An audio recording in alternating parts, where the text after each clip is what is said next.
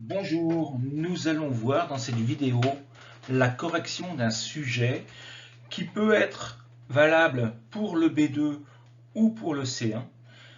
C'est une lettre formelle que l'on écrit au maire de la ville, donc l'élu principal de la commune, et c'est un sujet sur les éoliennes. Nous allons voir donc l'énoncé précis juste après. Donc voici le sujet proposé. La ville où vous habitez vient d'acquérir un nouveau terrain et la mairie projette d'y installer des éoliennes. Au nom de l'association écologiste que vous présidez, vous écrivez une lettre au maire pour exposer les inconvénients de ce projet. Puis, vous proposez une autre idée pour utiliser ce terrain. Donc, vous voyez qu'il y a ici plusieurs mots extrêmement importants. C'est au nom de l'association, parce que donc vous écrivez non pas en votre propre nom, mais au nom de l'association dont vous êtes le président. Donc ça aura des conséquences sur le développement en lui-même. Vous exposez les inconvénients de ce projet, donc ça sous-entend que vous êtes contre ce projet d'installer des éoliennes. Donc il faudra donc que vous fournissiez des arguments contre les éoliennes. Et puis, troisième élément important, vous allez proposer une autre idée pour utiliser ce terrain. Donc il ne suffit pas de critiquer, il faut également expliquer pourquoi on critique et trouver des solutions autres.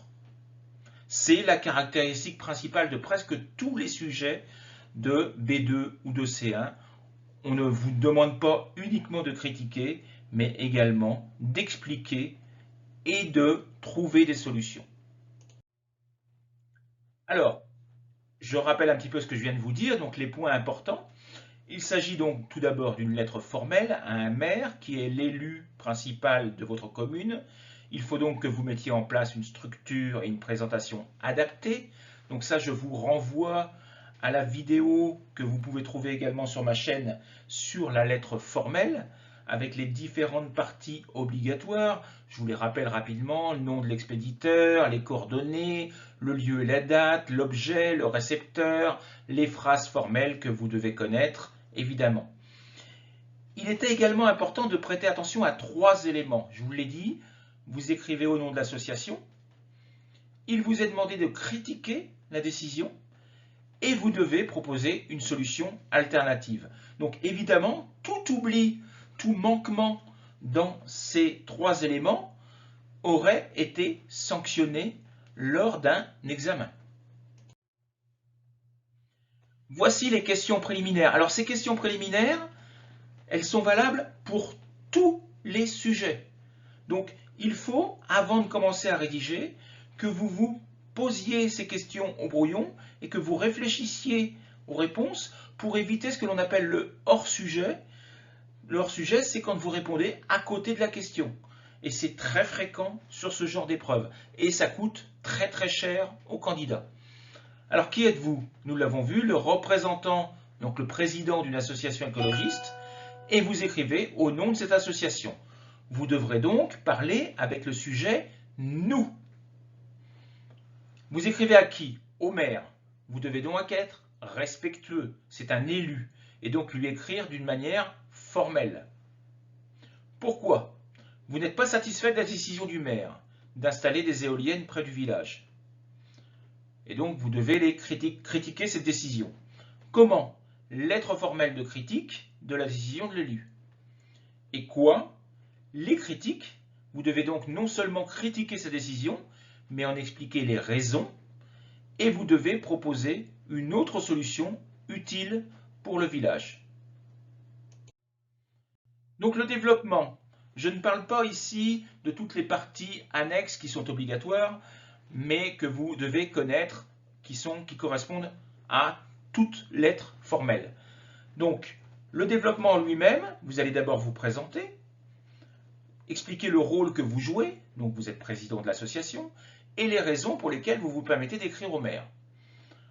Deuxièmement, vous allez rappeler éventuellement les décisions antérieures qui ont permis son élection, et pour lesquels vous avez voté pour lui et sur lesquels vous étiez d'accord avec lui, mais en comparaison, vous critiquez sa dernière décision et les motifs pour lesquels vous n'êtes pas d'accord.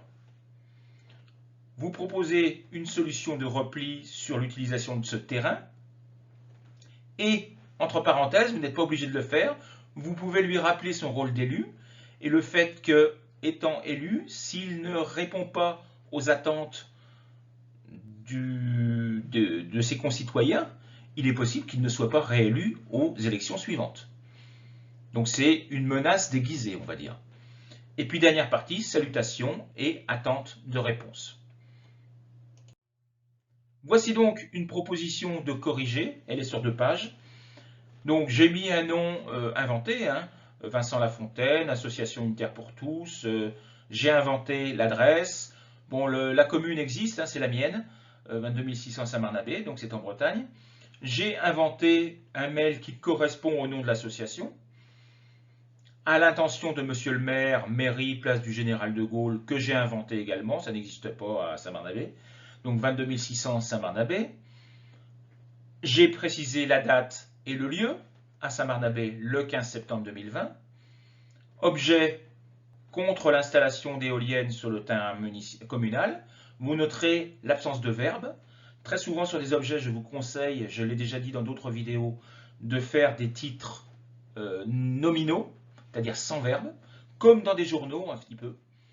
Et puis donc on commence la lettre. Monsieur le maire, nous avons appris, donc nous, le groupe, l'association, nous avons appris par le bulletin communal que la commune avait décidé d'accorder la concession du terrain en friche situé au nord de la ville à une entreprise qui va y installer 6 éoliennes. Vous menez depuis le début de votre mandat une politique environnementale que nous apprécions. Vos dernières initiatives de rendre le centre-ville piétonnier ou de végétaliser nos rues ont été bien perçues par nos concitoyens et nous vous en remercions. Toutefois, dans le cadre de la transition énergétique, votre choix de privilégier l'énergie éolienne nous semble particulièrement contestable. De fait, son efficacité est sérieusement remise en cause par des études récentes. En effet, la production d'électricité reste aléatoire et de nombreux habitants d'autres villages, vivant non loin de ces parcs, se plaignent des nuisances sonores occasionnées par les éoliennes, mais également des difficultés qu'ils rencontrent pour regarder leurs programmes de télévision ou utiliser leur téléphone portable. D'autre part, nous nous inquiétons des conséquences sur la santé. Des analyses scientifiques font état d'ondes produites par ces éoliennes néfastes au cerveau. De nombreux enfants vivent dans cette zone. Allez-vous les mettre en danger? Donc vous voyez ici une question rhétorique auquel vous n'attendez pas de réponse, puisque évidemment, le maire ne veut pas mettre les enfants en danger. Vous le mettez devant le fait accompli. C'est pourquoi nous vous prions de bien vouloir reconsidérer votre projet. D'autres énergies renouvelables restent disponibles. C'est l'installation de panneaux solaires qui pourrait constituer une solution plus économique et plus respectueuse des riverains. Pourquoi d'ailleurs ne pas financer l'installation de panneaux solaires sur les maisons les plus démunies et utiliser le terrain en friche pour y installer un lieu de vie et de loisirs agréable? Les élections municipales approchant, je suis certain que mes concitoyens sauront apprécier vos efforts en faveur de leur bien-être. Vous voyez ici, c'est ce que j'ai appelé tout à l'heure la menace déguisée. Vous ne le menacez pas directement, mais vous lui faites comprendre que s'il répond à vos attentes, il sera réélu. Dans l'attente d'une action prompte de votre part, je vous prie d'agréer, monsieur le maire, l'expression de mes salutations distinguées. Et je répète évidemment le nom de l'auteur, Vincent Lafontaine, que j'ai inventé. Voilà, j'en ai fini avec cette vidéo, j'espère qu'elle vous sera utile. J'en fournirai d'autres qui vont correspondre un petit peu à ce que je propose à mes élèves pendant la formation B2 et C1 qui débute aujourd'hui. Je vais vous mettre cette vidéo dans la semaine. Je l'enregistre un petit peu en avance, mais vous l'aurez dans la semaine. À bientôt, au revoir, et n'hésitez pas à vous abonner à cette chaîne si vous voulez ne pas rater les vidéos suivantes. À bientôt, au revoir.